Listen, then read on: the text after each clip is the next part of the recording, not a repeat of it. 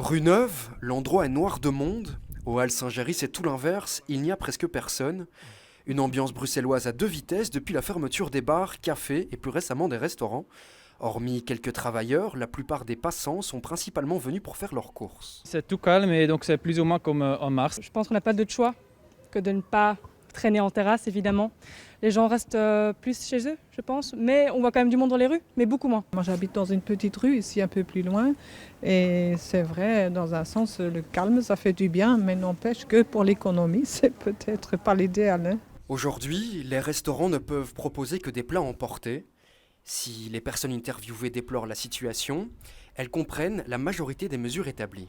C'est mieux comme ça que dans quelques semaines qu'on se retrouve avec une situation où il n'y a plus de contrôle et qu'il y a de nouveau un lockdown. Je pense que c'est mieux que ce soit fermé.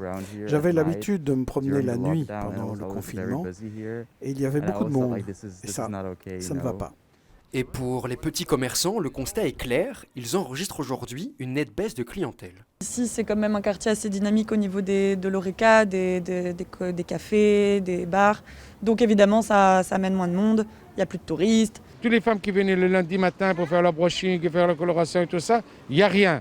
Donc si ça continue comme ça, on doit mettre les gens de nouveau au chômage. Les grosses artères commerçantes sont donc fortement fréquentées, à l'inverse des lieux de restauration. Bref, vous l'aurez compris, un lundi d'octobre aux allures d'un dimanche du mois d'août en certains endroits.